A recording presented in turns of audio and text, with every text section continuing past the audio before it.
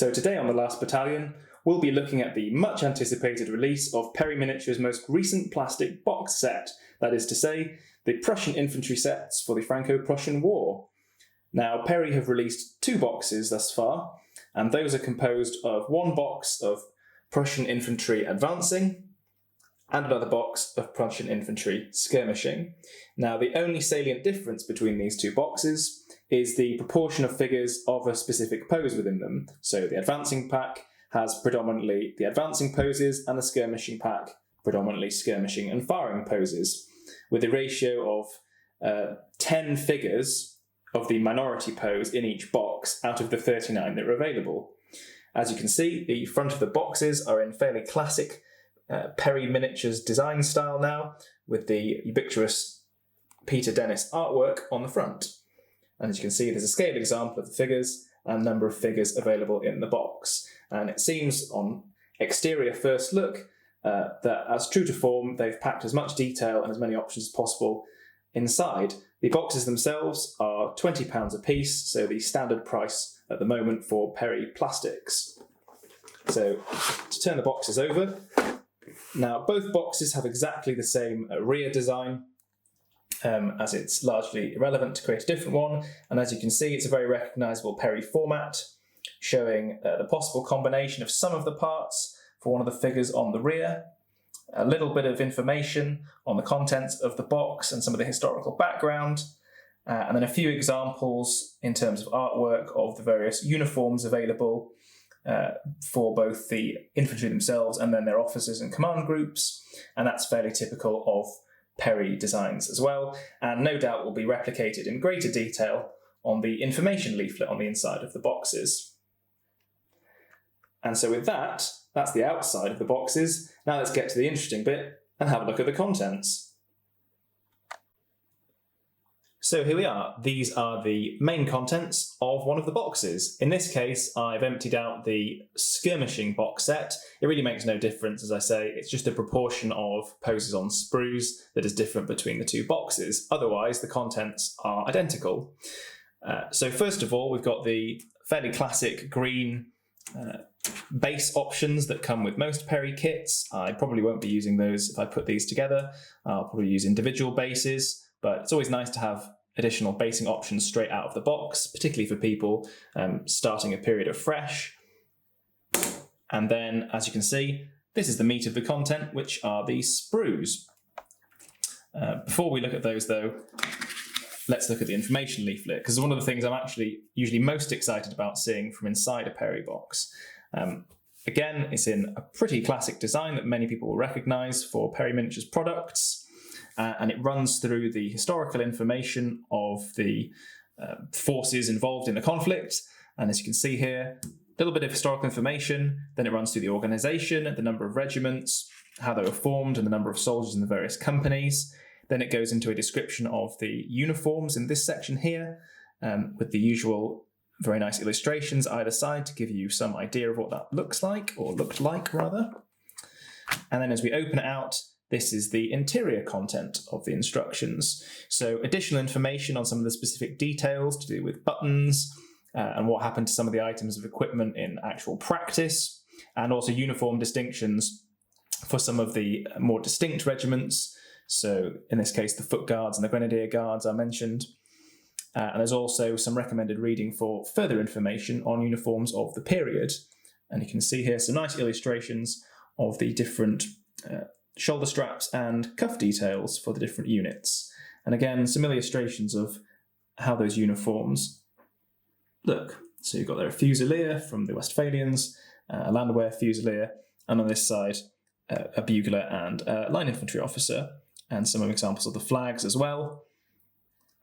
And the rest of the information on this side covers a few more distinctions specific to the Guards, and also the nature of the regimental standards. Then on the back, another very, very useful thing, it's a little bit of information on what parts are on the sprues, and some indications of how they fit together. And these I tend to find quite useful. It's slightly more straightforward perhaps than some of the other kits where you have to have specific examples of which arms fit onto others. And particularly in this case, only details the command sprue, which would suggest to me that the rest of the sprues are fairly straightforward in their construction. So that's the information leaflet. As always, I think a nice compact piece of information, good for starters or good for just rounding out your own research literature. And it just does enough. I tend to find that these Perry instructional leaflets in their various kits are a good compact product, really. Yes, they could contain more, but they are limited in the amount of space they have, and they also have to actually give you some instruction on the miniatures as well. But super useful. Then moving on to the main event, which is the miniatures themselves. Okay, so let's have a closer look at some of the sprues contained within the box. So as I previously mentioned, these are the sprues from the skirmishing box. And as such, there's a greater proportion of firing and skirmishing poses. So there are 5 sprues with the firing and skirmishing poses. And each one of the sprues looks like this. So as you can see, there is the option to build 5 figures, which are along here, 2 of which are in the kneeling configuration. There is a single casualty on this sprue. What's nice about this is actually normally the boxes only contain a couple of casualties at most, but each one of these sprues will have one of these casualties on, so you'll have plenty to choose from to create your dioramas and such. These are the 5 figures a bit more closely, and as you can see, there are 4 different headgear types that you can put onto the miniatures. So you've got the Landwehr caps, the forage caps, and the 2 types of Pickelhaube from 1860 and 67. So, as you can see here, that forage caps, the Landwehr caps or chacots, and then you've got the 2 variants of the Pickelhaube. That's the casualty figure. And in the centre of the sprue, there are the variety of bits of equipment and the blanket rolls and so on, and then the various arms in their different configurations, so you can create different firing poses from the sprue. It's a fairly straightforward sprue, perhaps compared to others that have been created in the past, but it looks pretty good. I mean, I think Renager have done another great job in fitting as much as they can onto the sprue along with the Perry Brothers design concepts. So I think we'll be able to put together quite a few different variations of the poses. Just to show the back side of the sprue. And the details, as usual, for all the newer Perry plastic miniatures are particularly nice and crisp. I suspect there'll be some cleanup of flash and mould lines to be done up the sides of the miniatures and carefully around the weapons and finer parts, and I can already see some of the more translucent bits of flash along the edges of the bayonets. But in general, it looks a very nice product, and I think that Perry are getting better and better each time. The quality of their plastics is certainly improving as they go along. So after that, we'll now have a look at the Advancing sprue. So as you can see, it's very similar in its configuration. It's got the 5 main bodies that you can build the figures from. It's got the 4 types of headgear, 2 sets at this end of the sprue, and 2 sets at this end of the sprue. And then it's got 2 versions of the arms that you can equip this particular figure with. So you can either have them shoulder arms marching or at trail arms marching.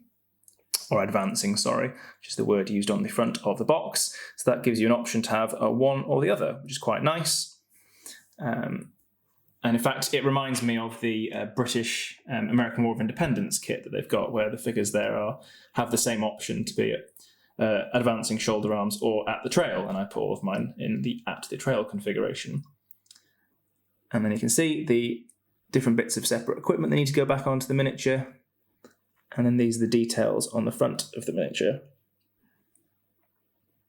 Looking nice and clean, I think. There are fewer details to perhaps be blurred in the moulding process because these uniforms are a bit more straightforward than some of the more flamboyant uniforms of the older periods that have been modelled by some of the other box sets. And so there you go. That is the Advancing sprue. Particularly nice. And finally, this is the last sprue in the box, which is the command sprue. Turn it this way around. As you can see, there are 4 possible figures you can make out of this, and as I understand it, it's one standard bearer, one colour sergeant rather, a bugler, a drummer, and an officer figure. And they've got the options, as all the figures in the box do, for the different versions of the headgear, depending on the regiments you're modelling. There you can see the bugler's arms, some details for the standard, the drum, and then just a couple of options for the officer in this case. As I say, this sprue element is a bit more straightforward than some of the other sprues that have been created for the boxes, where you've got lots of options to customise bits and pieces. In this case, the officer's either going with a sword or his revolver.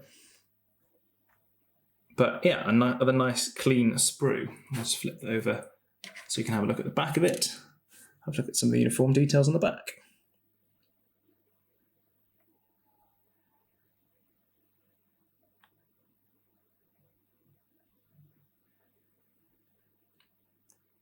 I think, as normal, if I were to create a standard out of this, I'll probably do away with the plastic banner pole and replace it with a steel rod, because I'm always terrified of breaking those if I don't do that. And so that's all of the sprues in the box. So you've got 1 command sprue, 2 advancing or marching sprues, and 5 skirmishing sprues.